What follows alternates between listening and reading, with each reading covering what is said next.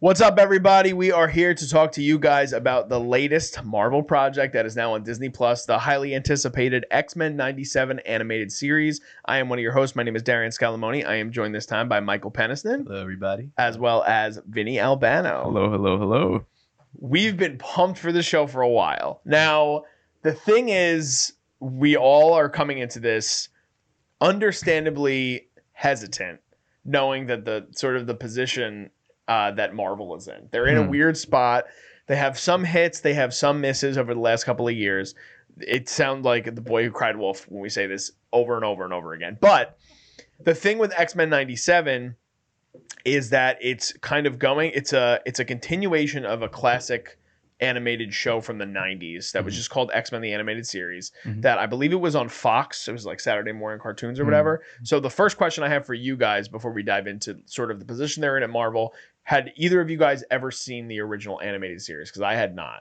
Michael, we'll start with you. I'd seen a couple of episodes. It wasn't something that I tuned into. I might have been very young at that point. Wait, what year was this? The 90s? Yeah. So it was 1992 to 97. I wasn't born. So I had seen a couple on like YouTube, I think, just like scrolling through, like I can remember from my childhood, but nothing like consecutive watched or. Okay. Vinny? Yeah, same with Mikey. I didn't like grow up watching this week to week. However, I did catch reruns and I watched just like episodes here and there on TV or YouTube. I will say though, like the X-Men films were something that I did grow up on, and like I love the X-Men. Like this is one of my favorite casts of superheroes of all time, and like I've rewatched those like first handful of films, X1, X2, X3, and then Days in Future Past, such a good one too. Yeah. First Class. Sorry, I mean we go a whole rant, but anyhow, I love the X-Men and I grew up on them. But the animated show here just kind of caught reruns here and there. Yeah, I want to get into sort of the introduction of these characters now, I guess officially in the MCU, even though they are an animated sort of pathway, which we know that some of that kind of goes parallel with what Marvel has done with What If, but again, it's like it's a multiversal thing. We still don't know if we're even in the multiverse anymore because of the Jonathan Majors of it all. But I want to talk more so overall first impressions before we dive into the nuance of the characters and things like that. It had a 2-episode premiere. It is, I believe, the highest rated series or anything that Marvel has done since they've been the MCU on Rotten Tomatoes. The other day I saw it was at 97. I just want to double check and see if that has stayed the same. It is at a 9.1 on IMDb, which is a very high score. Yeah. To get in the nines is a big deal. And again, there was a lot of anticipation for this show because the initial animated series was so beloved by so many people. Having said that, so it is 100% critically, which is crazy, through 43 reviews, and it's at 93% by the audience. So one of the definitely the highest in terms of critical rating that Marvel's ever gotten. And yes, they did have a formula to sort of go off of, but they do modernize the animation a bit in this, even though it still has that sort of comic book and old school cartoon feel of the 90s. So initial feelings, non-spoiler, about X-Men 97. Michael, what did you think? You know, I really enjoyed this. I really enjoyed the first 2 episodes. Ooh, some breaking things. I really enjoyed the first 2 episodes a lot. I did. I felt, like you said, I went into this very hesitant. I still am very hesitant, even being in this. But I really enjoyed this. I thought that the animation was beautiful. There were certain times I won't get too much into certain animation things yet because it could entail some spoilers. But just little minor things that they did animation wise that really struck out to me, that I was like, oh, okay, like that was cool. And so I enjoyed that. And then especially the story, I can tell that that this story here is going to drive this a lot, especially with these characters. I you know, we like Vinny said, you know, like we've known these characters a lot, and have seen them, and like you said, this is in some way an introduction to them to the MCU, and I believe that they are mainly just setting up bringing in live action versions of these characters at some point, and so they're getting these established. And as far as potentially doing that, I think that they're doing a really good job doing that. I think that the showcasing these characters in this light again, it's just so fun and refreshing, and it's yeah, and they deliver. They definitely character wise they deliver, and so I liked it. Absolutely. Vinny? Totally agree. Mhm. I love this so far. Like, obviously, like Mikey said, I don't want to say too much about like little animation details and whatnot because it kind of entails spoilers. But you know, despite whatever happened with Bo DeMeo, he knows these characters Mhm. and he knows these well. Mhm. Like I said, these are a cast of characters that I love and I grew up with, like via the live action films, Mhm. and seeing them so well portrayed here, just it's beautiful. It is absolutely beautiful. There's so much great character work here at play. The animation is beautiful. Taking that old retro style, adapting it in its own way into a modern digital style. There's just some amazing cuts of animation. The action's great.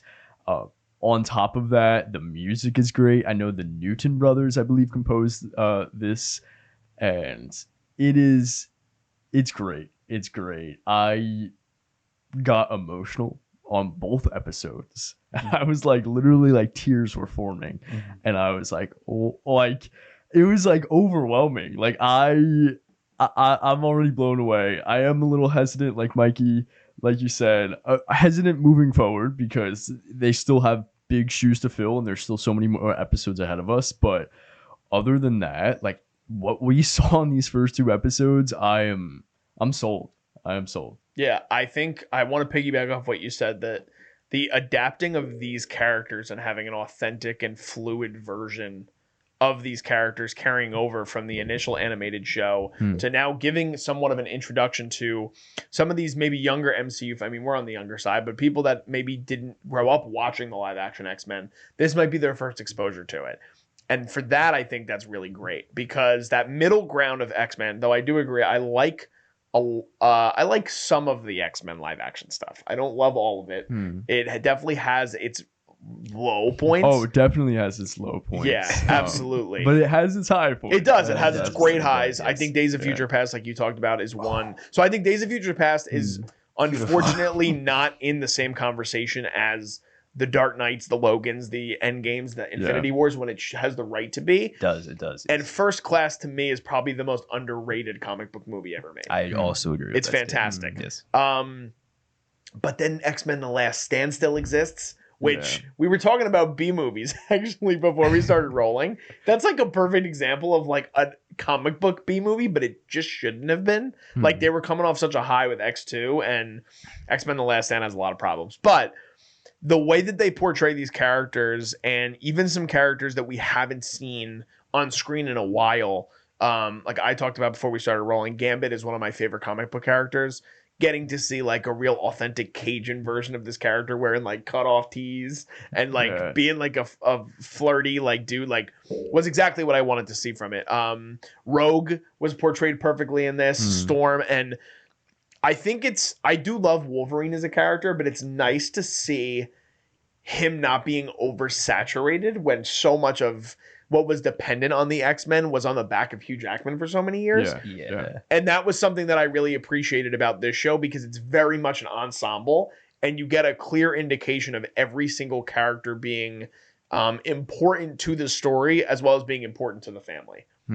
So I definitely agree with that statement. I honestly I hadn't even looked at it like that before, thinking about how like the movies for sure they drove Wolverine as like the X-Men for whatever reason.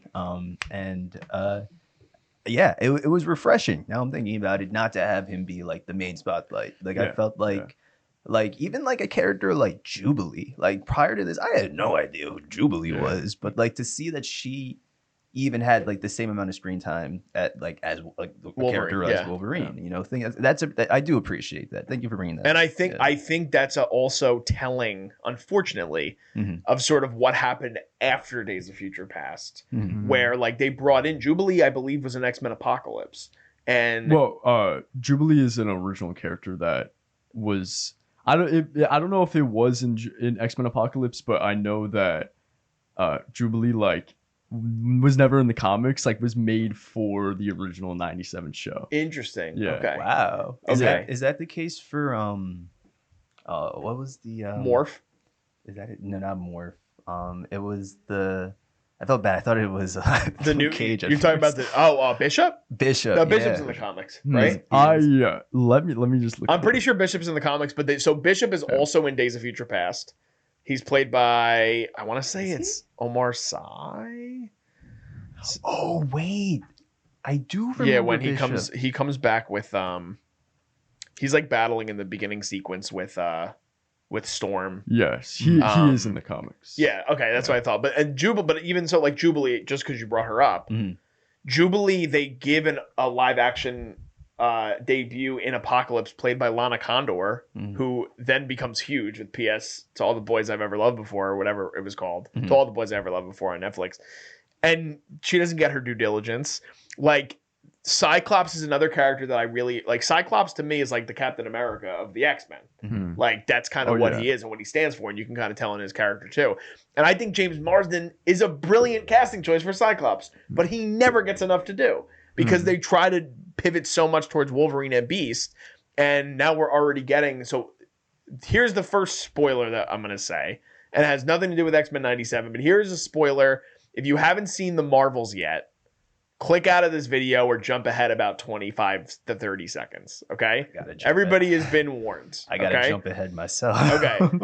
Well, you already know this though. I do. Yeah. Beast is in the post-credit scene of the Marvels, and it is Kelsey Grammer Mhm. reprising his role, but the character of Beast looks entirely different. Hmm. He looks like a live-action, though very heavy CGI, version of the animated series Beast, Yeah. which is another part of the reason that it's kind of important now what role this show is going to play Hmm. going forward. Because if they're going to be adapting essentially from the 97 show to where these characters are going to be in the multiverse or going forward in the singular timeline of what the MCU is going to be going forward, then we might see, and plus we have the Deadpool of it all, which Yeah.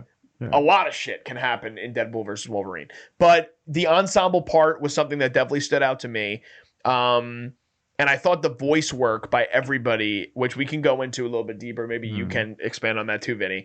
But I had thought it was all the same voice cast from the original show, but I think I'm mistaken on that. But everybody does such a great job. Even, oh my God, the guy who does Magneto is also Oh, yeah, actually. so good. Yes. I want to give him props. I mean, everybody's great, but Magneto is Matthew Watterson. Hmm. Like, dude, as soon as you see him in the second episode, or is it the tail end of the first? Tail end of the first. Tail end of the Yeah. first. Yep. As soon as you see him, I'm like, this dude looks so badass, and his Yeah. voice totally fits the character design. This is awesome. Yeah. Mhm. So, I mean, I echo what both of you guys are saying. I think that the show is off to a really very, very strong start, and it felt refreshing watching the show. Mm. Something in Marvel, like it didn't. Even Guardians, when I saw it, and I know I'm ranting now, so I'll turn it to one of you guys in a second. But Guardians, I love the Guardians of the Galaxy. I was excited for that movie. I love that movie, but it felt very much still in line with the way they were going, and I think it's because of what came before it.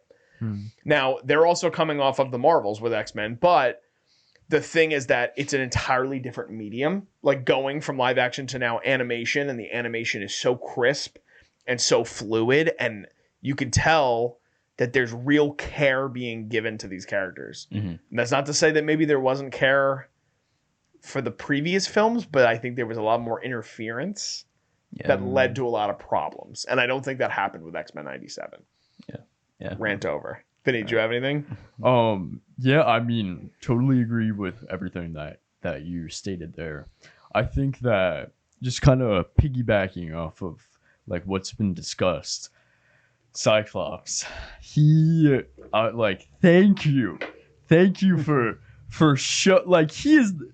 Oh my god, I'm trying to gather my words right now, but I'm so glad that we're seeing him as the rightful leader that he is. You know what I mean? Like we're finally getting a good and faithful Cyclops like adaptation here. Mhm. Also, Ray Chase, the voice actor to Cyclops, he does such a good job, and I love Ray Chase, and I'm gonna shout him out here because he's a New Jersey native. Woo woo! He's a New Jersey native. We love you, Ray Chase. Yes, We love you, Ray Chase. and he's from my hometown of Freehold, New Jersey. We love that. Yes. And he's also Sukuna in the Jujutsu Kaisen English dub, and he does an incredible job there. I've just been following him and his as a voice actor as someone who does voice acting myself.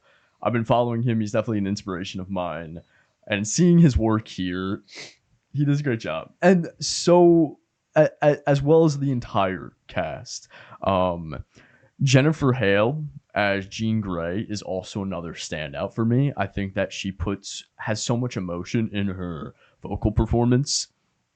And talking about the dynamic of Wolverine in this and how this very much is an ensemble, and we get so many, like every character has a great equal division of like screen time and care.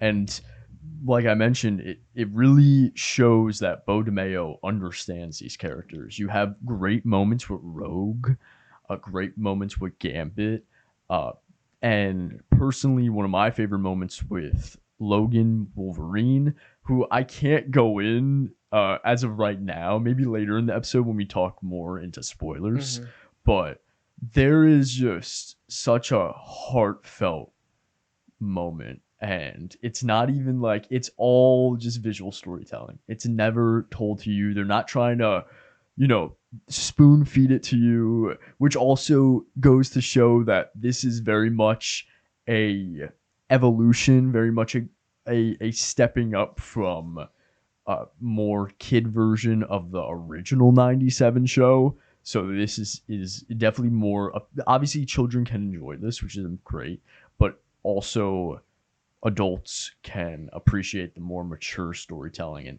and they're treating their audience with intelligence, which it's great. It's great. It's great. emotionally pretty raw. Like Yeah. there are definitely some moments within it that I think stand out. And it's understandable why you had such a overt reaction to it, like having an emotional reaction to it because of certain things that happen. The one last thing I wanted to bring up, and then Mikey, we'll go to you really quick for some more thoughts. Mhm. The fact that all the characters have their own identity that's so succinct Yeah. and defining who they are is what I think always made the X-Men so great as a stable Mhm. and like a faction within Marvel. And it's why people always love the stories of like X-Men versus Avengers, and people are waiting for that to sort of happen as well. But I do feel like, I mean, you think about even as depending on what you think about the live action movies anyway, that first live action movie and the second one too, they all have like matching uniforms. And like it always, like for a lot of like hyper fans of the series and X-Men in general, they were always like, why are you limiting the characters to that instead of giving them, like, they all have such defined cinematic visual colorful looks, and all of them, like Hugh Jackman does a fantastic job as Wolverine. I think we all can agree on that. But there are moments where you want to see more of the comic accurate character come out. Mhm. And in this show, through the dialogue and the little like throwaways that he gets, like it's great, dude. Like the way that they structure the writing of all these characters, and they all are so obvious to who they are, Mhm. but they come together in such a way where, again, it's based on community, it's based on family. So yeah, I absolutely adored this 2-episode premiere. I like am through the moon over it already. Mhm. So you had anything else? We talked a lot, but Yeah, I can say a few other things, but not too much because I definitely have spoilers to Yeah. talk about. And I already know one thing that I already know you probably want to talk about too. I like you said, it's so nice to see these characters in a new light. and to have it be a continuation too. Again, I know we all said that we didn't really watch the old show, but to have it be this continuation, also coming off of all of the movies that we've had, I feel like it just makes so much sense. And it's like we can go into this if you have come from that background of watching all of the previous X-Men things, like especially the movies, then like storylines that are happening right now, they just work better because it's like it's not just coming off of a first season of this animated show. It's like we've seen so many different storylines and we've seen these characters and different interpretations, and so the things that they're trying to tell in this iteration, I think, are going to work really well. They're going to work. I can't say too much without spoiling that, but it just, I can tell that the way that they're setting it up, it's definitely going to be good. And it's just, again, like I keep using the word refreshing, but it's so refreshing just to be able to see these characters like this. We've had so many, like I said, iterations of these characters, but it's a new light. I don't know. It's cool to be seeing them like how they, I guess, it's like they're ripping it right from the comic. Yeah. And one thing that I've heard recently that kind of struck me and like really like made me rethink a lot of things with Marvel is that supposedly in the comics, the Avengers aren't even like a main sort of like team. Like they're not to the level of the X-Men. Yeah, like apparently it's just, I've heard that with them they just kind of threw a bunch of B-list characters together and then like that was the Avengers, and like they had their own storyline, but like the Spider-Man and like the X-Men and the Fantastic Four were always like the main like story. Like, so to be able to now be like properly bringing them back in like a way that's also highlighting them in like the right way, it's just, I'll give Marvel this one. I'm still hesitant, but I'm really giving them this one. Yeah, I think that they're smart. Yeah, they put a lot of trust in the audience, but they do a great job of sort of setting up this universe for the people that aren't aware of it, and it feels effortless just jumping back into this universe. But I feel like that's going to be it for the non-spoiler talk, because we got a lot of spoiler stuff to talk about. So if you guys have not watched this yet and you were just looking for our initial thoughts, I think you could already tell we all highly recommend this show. So please check out X-Men 97 on Disney Plus. The first 2 episodes are out. It comes out we're recording this on Friday. It comes out on Wednesdays, every new episode. It's 1 episode a week going forward. So we're going to try our best to cover it week to week if we're able to do so. But if not, maybe we'll do every 2 episodes sometimes. But be sure to check out the rest of the stuff that we do, and we'll try to start the conversation the same way with non-spoiler before we go to spoiler. Okay, so if you guys are here for the spoiler review, we're going to start that in 3, 2, 1. This show is great, as we've already talked about. The thing that I really loved about the separate part of episode 1 and 2 was that episode 1 is pretty heavily focused on action, but there is still raw emotion in it. When episode 2, there's so much well-written shit before you get to the action. And the thing I always really loved about the X-Men, because I agree with what you were saying too, though I really I grew up on Iron Man. Like I was 13 when I saw Iron Man in the theater. It might have been 12. And I just remember that theater experience. I don't think I had ever seen an X-Men movie in theaters before I saw Iron Man in theaters. But the thing that I always loved about X-Men was the political side of it, and how it set things in reality, which is why I love the Days of Future Past and the First Class, because you're dealing with World War II and the JFK assassination, and it's just like, holy shit, there's actually a way that you can contextualize superheroes in the real world, which is why we also love The Boys, I feel like, too, because they're able to do that in such a way. Marvel, I don't think, has hit that mark fully yet, and when they are able to do it, those are the things that stand out. Like, to me, I still to this day, and it's one of the only Marvel movies that watch after watch after watch, it gets stronger to me, is Civil War. Because Civil War, having the Sokovia Accords is a real threat. Like, we're not talking about, like, I understand, like, Ultron, Thanos, like, yeah, you snap your fingers, half the universe goes. I understand that part of it. But the fact that you are now being villainized by the world because you're trying to help them, and they're like, fuck you, you're hurting this world, is a crazy mature thing to run with. And it's why I love the Russo brothers' dedication to the MCU. But that's what I loved about these first 2 episodes is you immediately get the second episode is a fucking courtroom scene, dude. Yeah, It's yeah. awesome. It's Yeah. so cool to see and to put us in that environment, even in an animated setting, which I know you guys are big animation people. I do really love the medium. I just don't watch enough of it. But I loved how separate those 2 episodes were in terms of their direction, yet still focusing on how authentic the characters were and what they were setting us up for. So those are my first spoiler thoughts. What did you think? Yeah, no, I definitely felt like the first episode and the second episode were two completely different things, like you said. But even the first episode and the end of the first episode were two completely different things. Completely different things. Yeah, I don't know. I just felt like the way that they started it, kind of just introducing us again to these characters in this world, and like you said, bringing in that political side, like the world against the X-Men, human against X-Men, was always just like an ongoing sort of storyline. So to know that in this sort of story that is still a thing, but that Charles Xavier has kind of broken a sort of barrier with that is cool to see.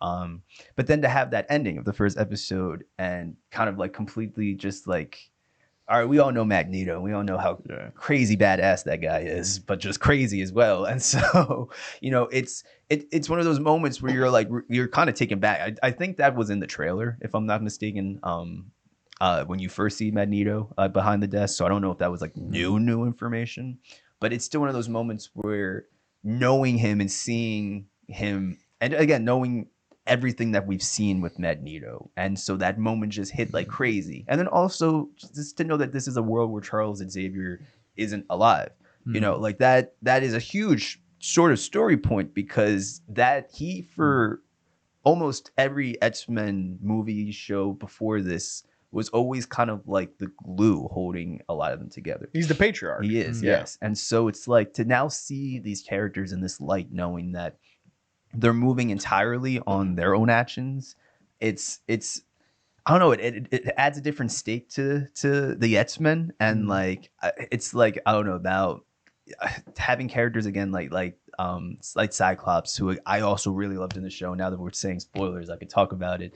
They did Cyclops such justice with his animation. Oh my gosh, the fight scene, that was the scene I thought you might want to bring up too. But like when you first like see him and he comes in, and he's like, he has like a little like fight where he's like fighting off the, I guess, henchmen in the beginning. I forget who exactly who have like fighting. the Sentinel guns, right? Yes. Yeah. And it's like little small animations where it's like he'll punch one of them and you could see like the little, what do you even call it? Like the animation of like, imagine someone getting punched. It's like action, I guess. Yeah, the animation of action or motion. Yeah, like those little minor details. I don't know. I feel like they did it justice. I kind of like trailed it. I'm ranting. I forgot what I was originally talking about, but I feel like these stories again are gonna just really drive a lot of things. Having, again, speaking back into Magneto being into and moving into episode 2, I just felt like it was a completely different ball game. And then like you said, to have it in the court scene and to see this world where even their world knows like Magneto's in charge, like like this is, what are we doing here, guys? Like, and it's like, I don't know, but then to have the ending of that, I'm gonna stop talking, just because I'm not gonna go into all of this. I'm sure we want to like break it up a little bit, but like to see how they handle Magneto in this show is just so impressive to me. And I'll wait till we get into that a little bit more, because I want Vinny to share his thoughts. But yeah, your initial spoiler thoughts. So yeah, I have so much to say. Just kind of, I'm gonna piggyback off of like a little bit of what you said, Mikey, and also what you said. First, starting with your point about how this is now a world without Professor Xavier, and it very much feels like how I mentioned before. These are not only the series, but the characters and the audience are now grown up, and it's almost feels appropriate and a reflection to not only the audience who's going to be watching this, because it's going to obviously be attracting fans who watched this when they were kids but now are adults, but also these characters in the world.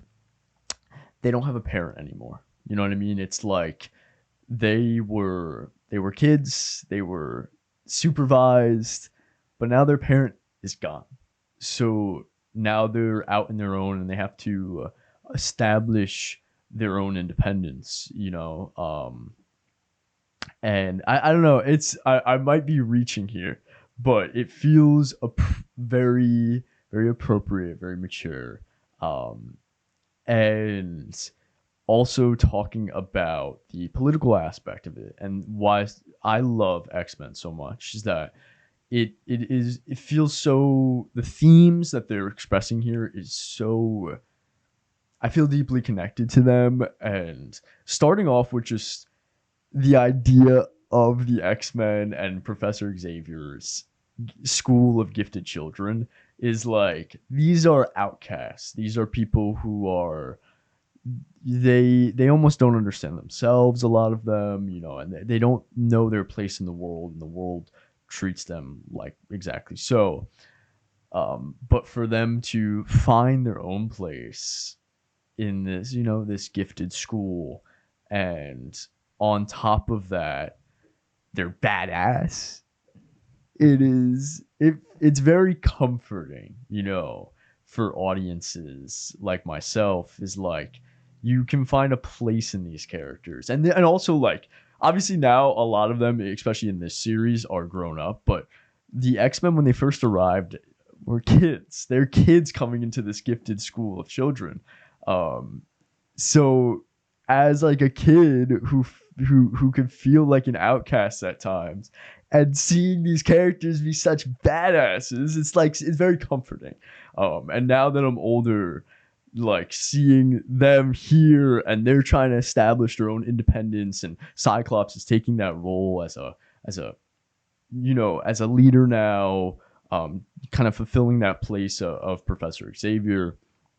It's so, like, I connect to that, you know what I mean, on a deeper level, and I love that. And also, I've mentioned the political aspect of it, which also is something that is so strong about the X-Men. It's these themes of prejudice, and we see how it reflects our world, and how Magneto is really, he's a force of resistance. He's acting out of self-defense a lot, but because of that, he commits extremist things and is labeled as a terrorist for it. And then you see the other end of the spectrum, where you have those goons, the extremist group Friends for Humanity, who were kidnapping mutants. We see the Portuguese character, I forget his name, but he's kidnapped. The show opens up with him being kidnapped, and they're like, oh, we're going to use him for target practice. That's like what the boss wants. And we see how extremist groups can kind of develop on both ends of the spectrum, and then and just like overall, just the themes of the show, and how it tackles the idea of like prejudice and the political nature of America it's fascinating. It's fascinating, and something that I appreciate. What makes me appreciate X-Men so much more than like the other superhero groups out there. Yeah. Also, while I'm just talking, just gonna wrap up my thoughts here. Obviously, want to break it up. Animation, so fucking good. It's so good. It is so good.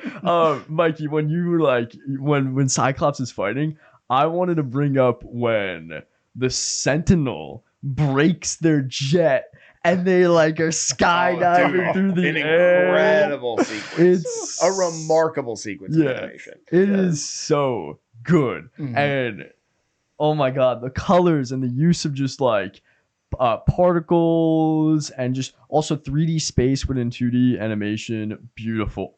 Yeah, also another thing, like, it feels like we never, aside from like Eastern animation, like in anime, we see 2D animation all the time. But here in the West, we've gravitated towards mostly computer generated animation. but this is hand-drawn 2D animation, and it looks beautiful, and it's so refreshing to see that again. Obviously we have shows like Invincible and stuff that is 2D animation, but here it's beautiful. Oh my god, the shadow work and just the lighting in some of these scenes, incredible. A lot of the key animators aren't credited as of now. However, there's one cut that I do want to shout out to key animators. It is when Cyclops goes to defend against the protesters coming in the court, storming the court in episode 2. And key animators credited as Nismogo and Semi-Automatic. The Cyclops is fighting, I forget the guy in like the special alloy armor against their energy fields. They're just going at it. I'm watching the cut right now. It is incredible. It's incredible. It's so fluid. You see particles coming everywhere. He knocks off Cyclops's visor. Sweat and spit is coming out of Cyclops's like mouth, and he like grabs Cyclops from the head. It's just so fluid. And although unfortunately not a lot of other key animators have been confirmed for who worked on who here, those two were confirmed, or at least here on Twitter it does confirm. Shout out them. Great job. Great work. Yeah, love it. The animation was definitely a standout to me in terms of even someone that doesn't watch a crazy amount of animated stuff. I've enjoyed Invincible too from what I've watched of it so far, like with the animation, but this just feels different. It feels very in your face, but in the best way possible. There's so many things that draw your attention, which I think is great too, because there's so much beauty and like the colors to me, like you had talked about, are so impactful to me because within seconds, dude, there's just a whole different landscape that you're looking at, and it's like incredible to even like I'm not an animator, like I don't know much about animation like in the way that you guys do, so like to me it's just like this is incredible what I'm looking at. I feel similar to like how I felt when I saw Spider-Verse. Like it's just something about the way that they were able to do it with this that made it stand above the rest to me. One of the other things I did want to talk about really quick with the characters was with this show, even within 2 episodes, they do a great job of also establishing that there are people outside of their superhero lives where they're chilling in the house, which I love. Like the whole setting of being in the house school, I've always loved with the X-Men. And I think some of the things that made us love some of the characters in live action MCU was putting them in those scenarios in which they were real people. And that's why I think Downey and Evans stand out as like the gold standard in the MCU, because they can also portray Steve and Tony. You know what I mean? Like they could do that. And they could also play Iron Man and Cap. Like it doesn't work necessarily. Like I think the big problem with the MCU right now is they're not establishing enough of that. They're not established. And that's why I think Ms. Marvel works so much for me. Like I love Ms. Marvel, the character, and Iman Vellani's portrayal, because it's very clear that there's Ms. Marvel and there's Kamala, and she does a fantastic job at both. And with this, you're already starting to establish like who these people are outside of their superhero-dom. And even the scene like where you get a snippet of it where they're about to play basketball, I'm like, this is fucking awesome. Like we're just hanging out with the team. Like that's what it feels like. And Jean Grey, we didn't talk about this yet, but Jean Grey being pregnant is a major plot point. And I thought of it when you were talking about the audience growing up with these characters and now dealing with their own loss. And now we go from like Charles Xavier being the father to these people to now Cyclops and Jean literally becoming parents, which is a huge thing. Like they're not going to battle all these people all season while there's still there's a child now that needs to be taken care of.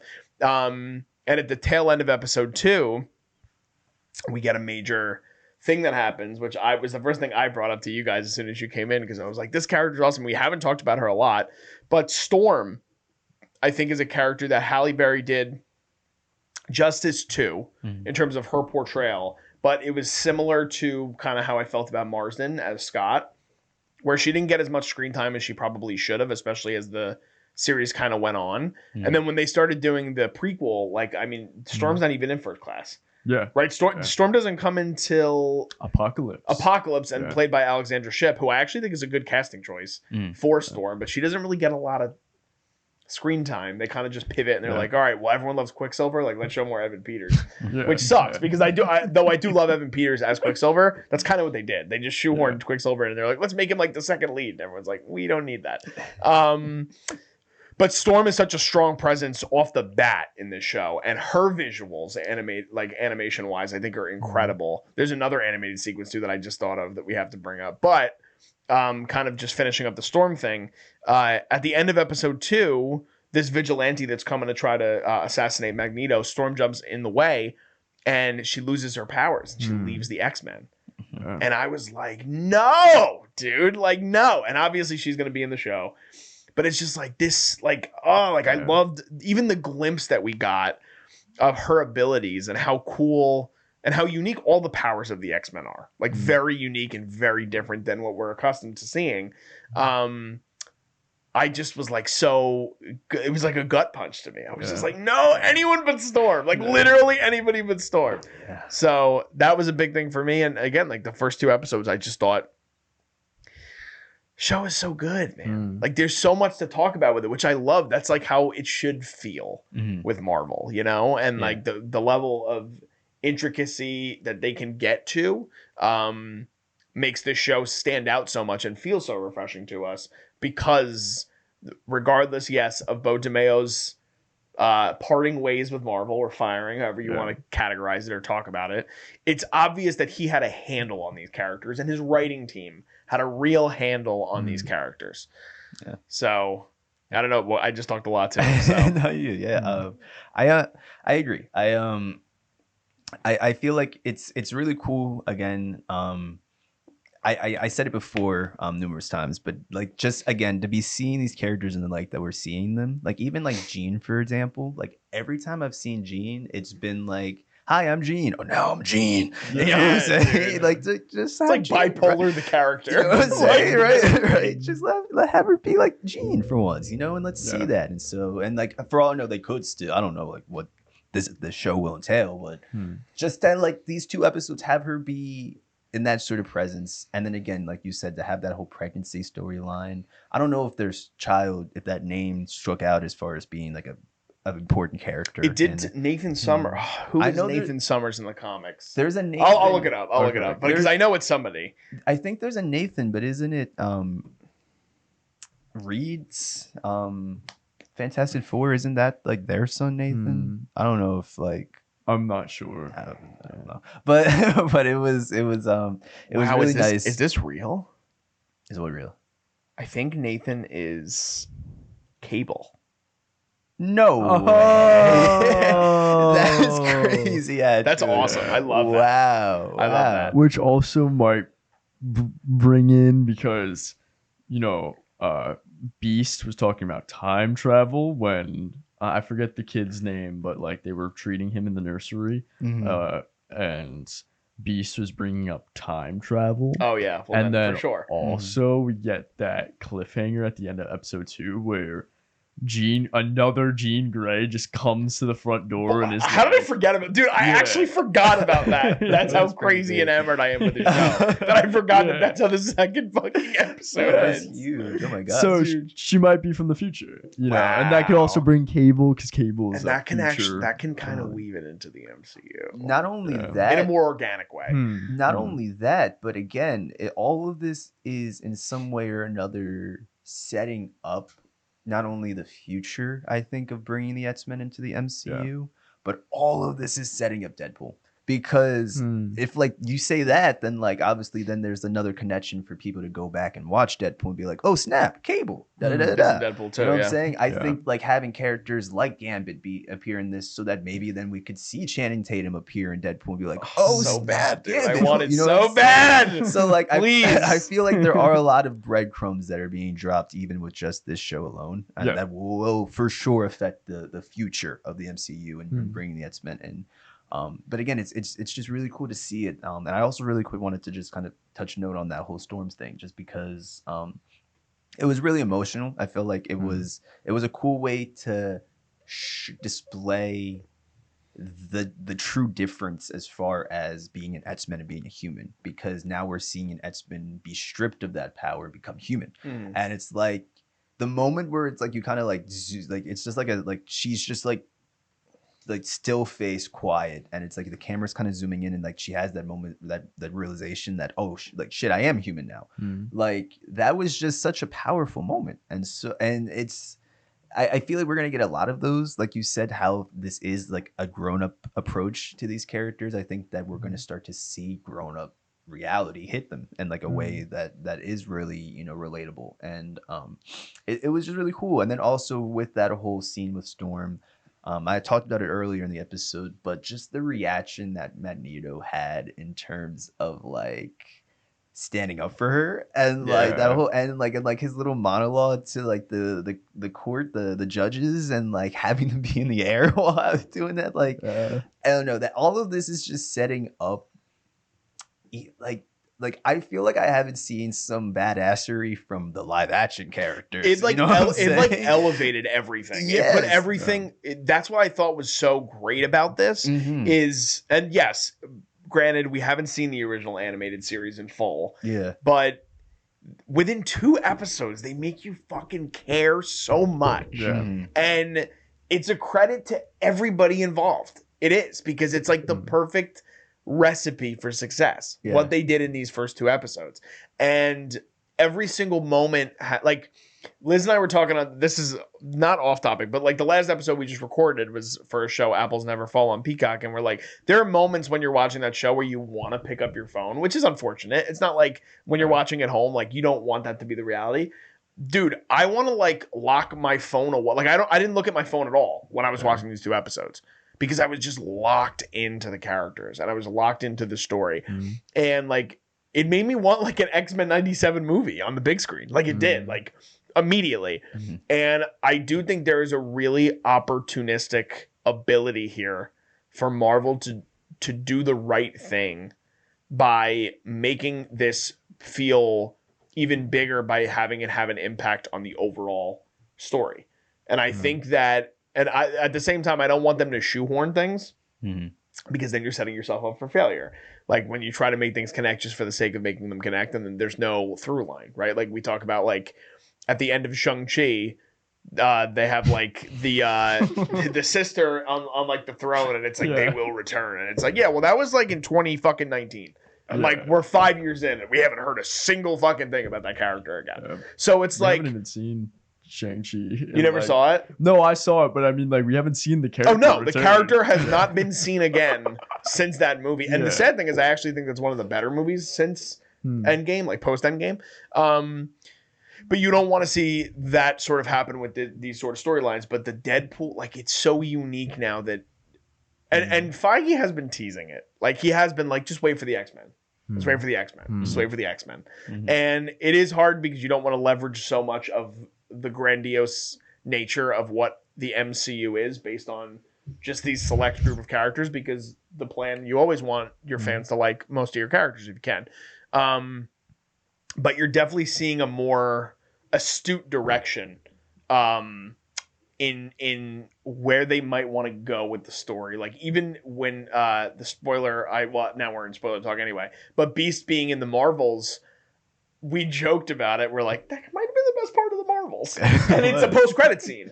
And it's because there's so much richness and there's so much allure and an aura with these characters. Like the X-Men just have this gravitas that most of the Avengers don't have. Now, I think Downey and Evans were able to elevate those characters in a way where we just haven't seen that in such a long time. But like Thor and Love and Thunder is a perfect example of being like, that's a fucking problem. You know what I mean? Like you went from having the character in the high, like he was already low with the first 2 movies, and then Whedon's movies, and then you have Ragnarok where it's just like this character has a whole different side of him now and a different direction that they can go with him.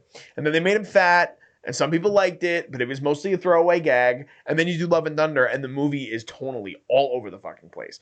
So going on too off topic now, but this is what happens when we're nerds and we love Marvel. You gave me like flashbacks because I Nervous sweats of Thor: Love and Thunder. Yeah, I love Thor, and that movie, like, I hate it so much. Yeah, that's the only Marvel movie I've ever seen once. Like, I've never gone back to see it again. Really? Yeah, ever. Heimdall's son. Remember what his The visual effects for Heimdall's kid were Yeah. bad. Very, very bad. I heard they fixed it in like the streaming release, but still, like, Jeez, come on, guys. That moment and then one more moment that I'm like kind of done talking for this whole discussion, but that and then in the Doctor Strange 2, do you guys remember when the two young boys were singing? Yeah, trying to yeah.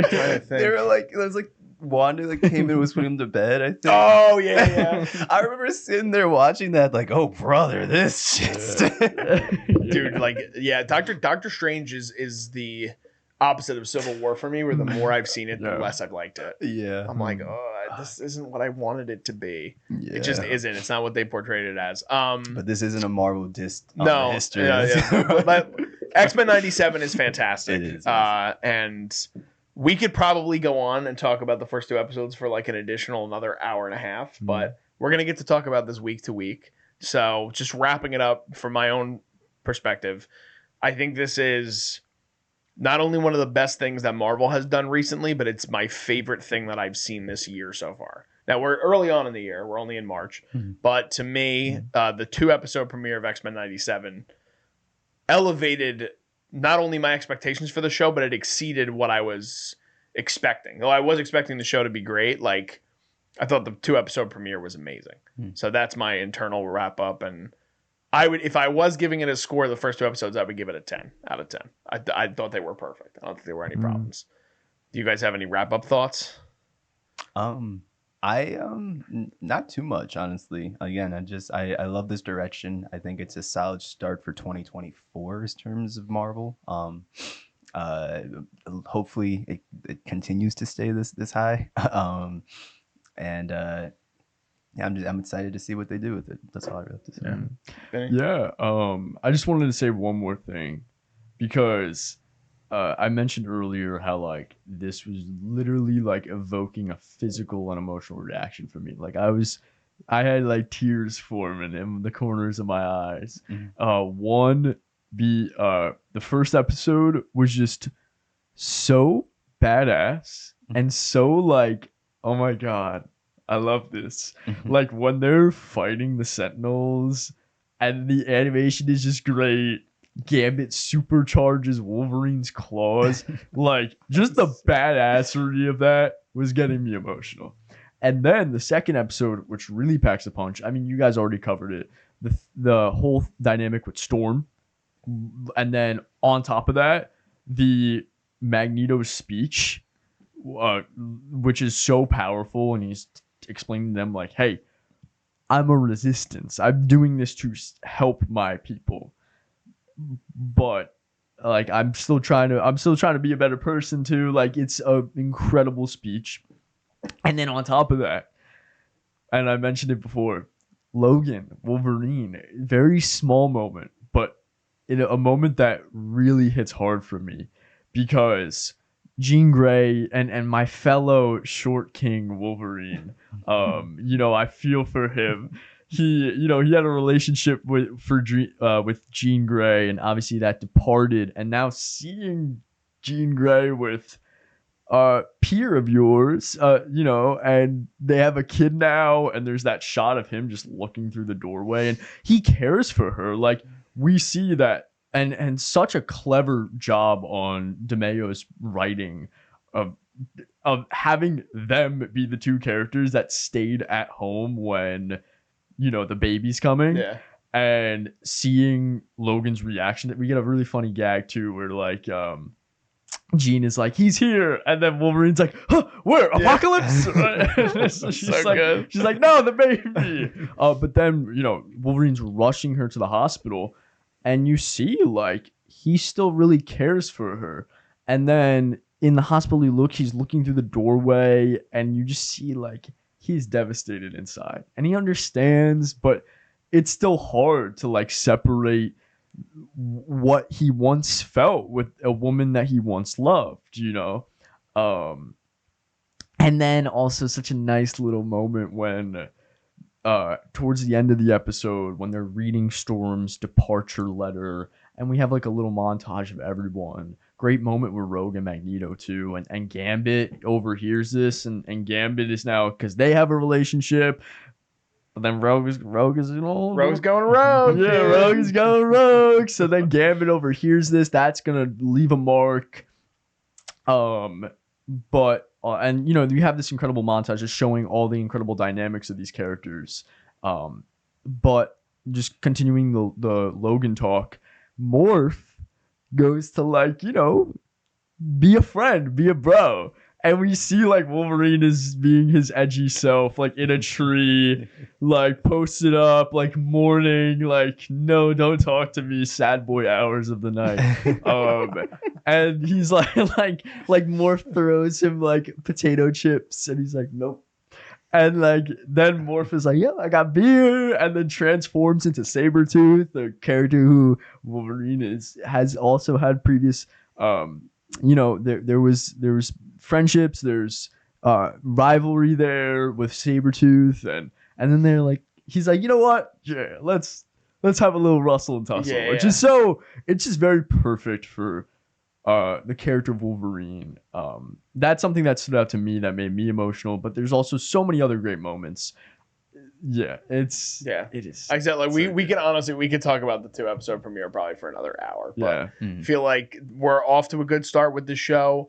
We have a lot of momentum going into episode 3. The episodes do come out on Disney Plus on Wednesdays, so be aware for that. I think it's just one in succession coming week by week. And like I said, we're going to try our best to record every episode week by week if we can. But I hope you guys enjoyed our conversation. We sure love this show and love talking about it. So I'm looking forward to talking about it more with you guys going forward.